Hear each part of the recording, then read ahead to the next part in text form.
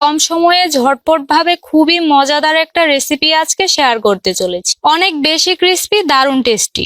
ইফতারের জন্য যারা নতুন স্বাদের রেসিপি খুঁজছেন তাদের জন্য এটা হতে পারে সেরা রেসিপি। একবার বানিয়ে পুরো মাসের জন্য এই নাস্তাটা চাইলে সংরক্ষণ করে খেতে পারবেন।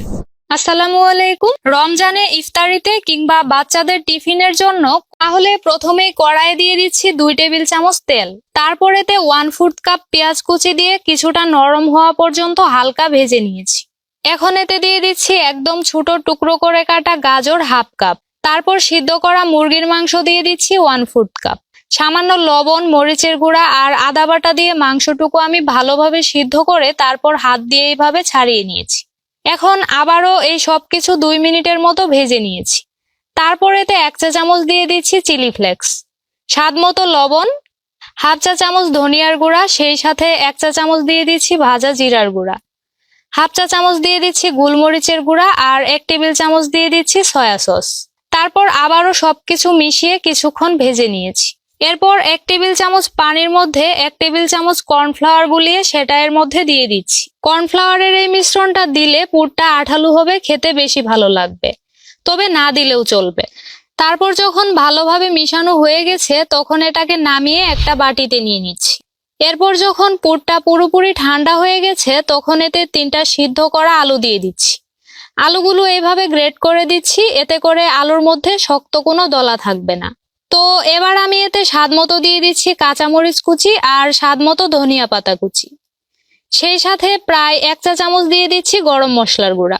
তারপর এখানে 1 কাপ দিয়ে দিচ্ছি ব্রেড ক্রাম্বস বা পাউরুটির গুঁড়া।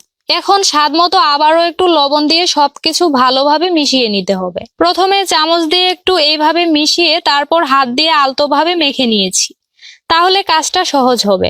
একদম মেখে সবকিছু ভর্তা করে ফেলবেন না, আলতোভাবে জাস্ট একটু মেখে নিলেই হবে। মাখানোর পর এটা অনেকটা ডোয়ের মতো আঠালো হবে।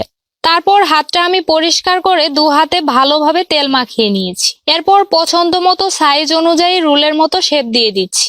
এই রুলটা বানানোর সময় কোনো ফাটল রাখবেন না, মসৃণ ভাবে রুলগুলো বানিয়ে নেবেন। আমি একইভাবে এখানে সবগুলো রুল বানিয়ে নিয়েছি। তারপর আমাদেরকে পাতলা একটা গুলা বানাতে হবে। সেজন্য বাটিতে 1/3 কাপ দিয়ে দিচ্ছি আটা আর 3/4 কাপ দিয়ে দিচ্ছি পানি।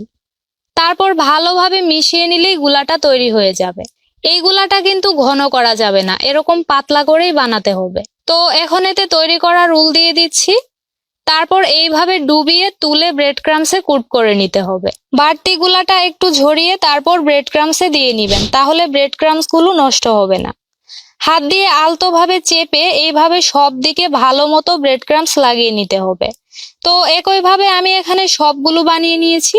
এবার যদি আপনি সংরক্ষণ করতে চান তাহলে এ পর্যায়ে ঢাকনাযুক্ত বাটিতে বা জিপলক ব্যাগে ভরে ডিপ ফ্রিজে রেখে দিতে হবে। একটা লেয়ার রাখার পর উপরে কাগজ বসিয়ে তারপর আবারও আরেকটা লেয়ারে বসিয়ে দিবেন। এই নাস্তাগুলো 1 মাস ডিপ ফ্রিজে সংরক্ষণ করা যাবে, একটুও নষ্ট হবে না। শুধু ভাজার আধা ঘন্টা আগে বের করে ঠান্ডাটা ছাড়িয়ে নিতে হবে। এখন আমি নাস্তাগুলো ভেজে দেখাচ্ছি। তার জন্য চুলায় মাঝারি আঁচে তেল গরম করে তারপর একে একে চিকেন রোলগুলো দিয়ে দিচ্ছি।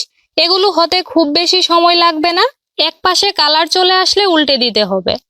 তারপর যখন দুপাশে সুন্দর লালচে কালার চলে এসেছে তখন আমি এগুলো তেল ঝরিয়ে নামিয়ে নিয়েছি। এই রোলগুলো দেখতে যেমন লোভনীয়, খেতেও কিন্তু ভীষণ মজার। বাইরের দিকটা একদম ক্রিস্পি আর ভিতরটা সফট। বাচ্চা থেকে বড় সবাই খুব পছন্দ করে খাবে। ইফতারিতে এটা হতে পারে আপনার জন্য বেস্ট রেসিপি। আজ তাহলে এখানেই বিদায় নিচ্ছি। আল্লাহ হাফেজ।